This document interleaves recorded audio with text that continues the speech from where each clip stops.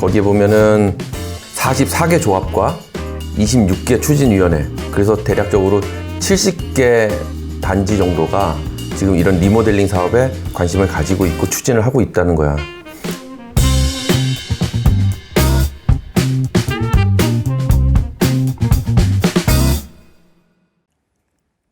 현 정권에서 어쨌든 여러 가지 부동산 정책에 의해서 재건축이나 리모델링 이런 것들이 많은 제약을 받아왔었고, 근데 어쨌거나 지금 이제 정권이 바뀌는 시점에 재건축이라든지 리모델링 이런 거에 대한 기대감들이 많이 상승을 하고 있지.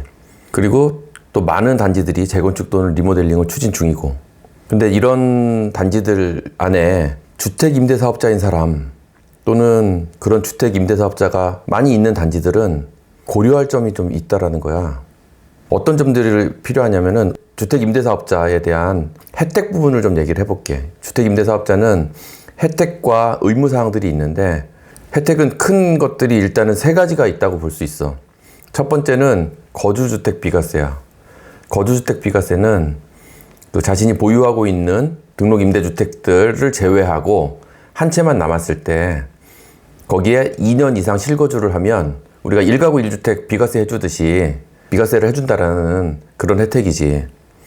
그다음에 두 번째는 양도소득세 중과세 배제야. 이거는 뭐냐면은 그 등록 임대주택들을 8년 이상 임대를 했거나 또는 자진 말소를 하거나 자동 말소 이런 것들을 했을 때 일반적으로 두 채 또는 세 채 가지고 있는 집들에 대해서는 양도소득세가 중과가 돼서 지금은 뭐 20%포인트 더 부과를 하고 있는 이런 부분들을 배제시켜 주는 거지. 그러니까 일반 과세로 전환된다라는 거지.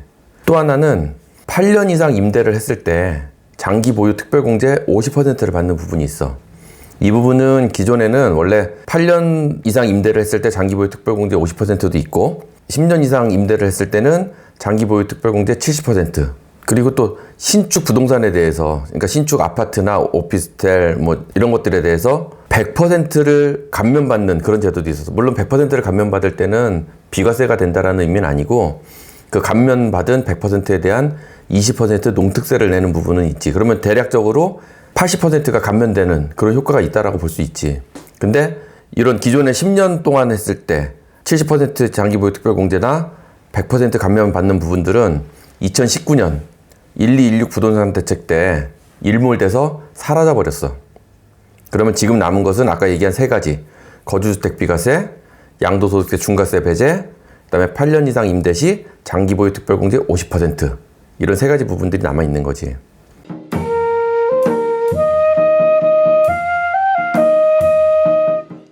그러면은 이런 혜택만 있느냐?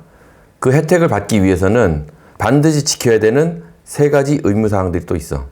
물론 몇 가지 복잡한 것들이 많아. 근데 그거는 언제 취득했느냐 뭐 이런 거에 따라서 복잡하지만 그냥 큰 골자만 따지고 보면, 임대 개시일 기준으로 기준시가가 6억 원 이하인, 전용면적 80제곱미터 이하여야 되고, 우리가 놓치기 쉬운 것 중에 하나가 뭐냐면 전세보증금을 연 5% 이하로만 인상시켜야 된다라는 거야. 여기서 말하는 연 5%는 갱신 기준을 얘기하는 거기 때문에, 지금 우리가 임대차 계약을 할 때 보통 2년씩 계약을 하잖아. 그러면 이게 2년이 기준이 될 수도 있어. 물론 세입자와 협의에 따라서 1년마다 갱신을 할 경우에는 1년으로 할 수도 있는 거지. 1년에 그러니까 5%씩 올릴 수도 있는 거지.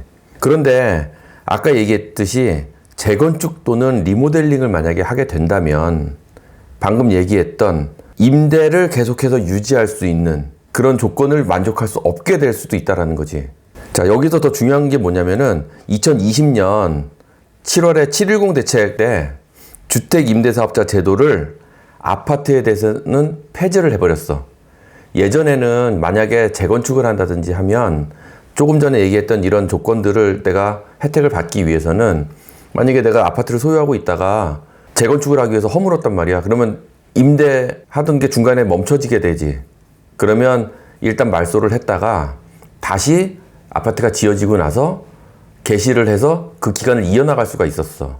근데 지금은 아까 얘기한 710 대책에서 주택임대사업자 제도가 폐지가 됐기 때문에 아파트를 소유하고 있던 사람들은 그 임대 조건을 계속해서 유지할 수가 없게 되는 거지.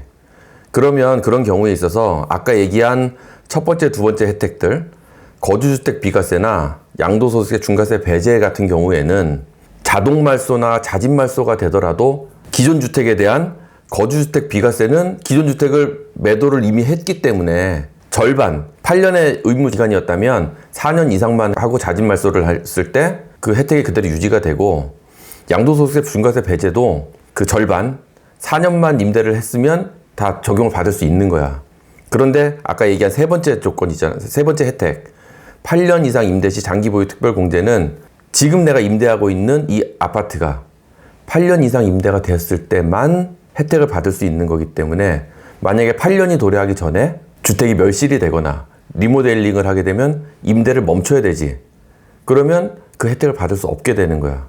재건축 같은 경우는 지금 일반적으로 그 진행되는 기간이 길기 때문에, 자, 임대 제도가 우리가 활성화된 게 언제니? 2014년, 15년 이때도 등록한 사람들이 꽤 있긴 하지만 2018년, 2019년 이때 등록한 사람들이 굉장히 많았어. 그러면은 그때로부터 8년, 그러면은 2026년이나 2027년이 돼야지만 그 사람들은 8년을 만족할 수가 있게 되는데, 아까 얘기한 첫 번째 혜택, 거주주택 비과세나 두 번째 혜택, 양도소득세 중과세 배제는 절반만 임대를 하고 나서 자진 말소를 하더라도 혜택을 받을 수 있다 그랬잖아. 그러면은 2023년, 2024년 뭐 이 정도가 되면 그 사람들은 그 혜택에 대해서는 다 혜택을 받을 수가 있는 조건은 돼. 그런데 세 번째 조건, 8년 이상 임대 시 장기 보유 특별 공제 50%는 재건축 같은 경우는 그래도 웬만하면 8년이 채워질 거야. 근데 리모델링 같은 경우에는 재건축보다 시행되는 시간이 조금 더 짧기 때문에 그 8년을 채울 수 없는 경우가 많이 발생할 수 있다라는 거지.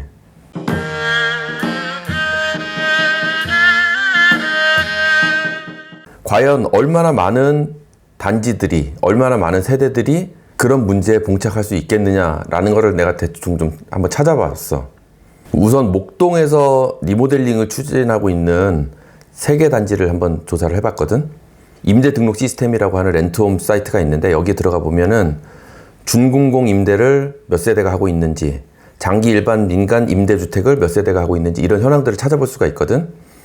목동에서 지금 리모델링을 추진하고 있는 단지 3개를 대표적인 거로 보자면, 목동 우성 1차는 지금 추진 단계가 제일 빠른 단지 중에 하나인데, 전체 1140세대 중에 20세대, 그러니까 준공공 임대가 7세대고 장기 일반 민간 임대주택이 10세대야. 그래서 1.7%. 뭐 다른 사람들이 볼 때는 이게 크지 않다고 볼 수도 있겠지, 비중이.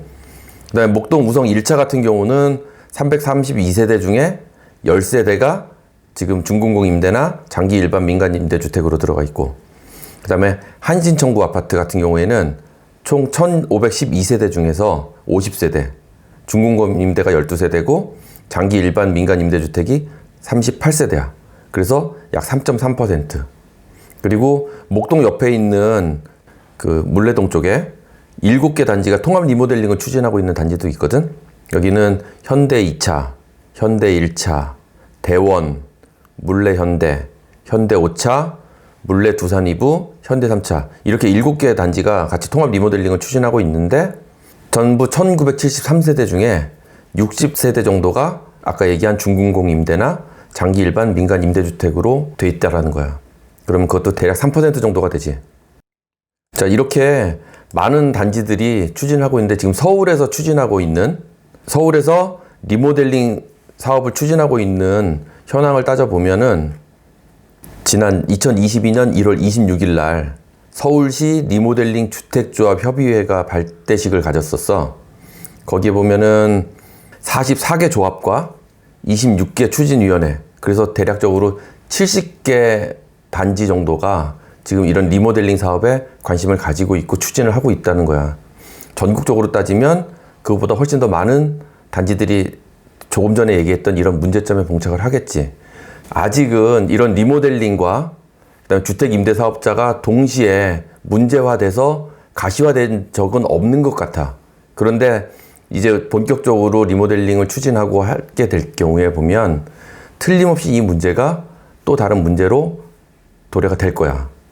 지금까지 보면 닥치지 않은 일에 대해서는 사람들이 느끼지 못하고, 또 소수의 사람들에게만 피해가 갈 때 강 건너 불구경식으로 생각한 사례가 많이 있는데, 지난 5년간 아파트 가격이 많이 상승하면서 저런 혜택을 보기 위해서 많은 의무를 지니고 있었던 그런 임대주택 사업자들, 아마도 저 단기보유 특별공제를 50%를 받을 수 있느냐 없느냐를 가지고는 양도소득세 세금의 차이만 해도 내가 볼 때 2억 내지 3억 정도의 세금 차이가 나오게 돼. 그래서 이제 앞으로 이런 리모델링 단지에 대한 임대주택 현황에 대해서 사회적인 이슈가 될 것이고 앞으로 해결해야 될 과제 중에 하나라는 거지.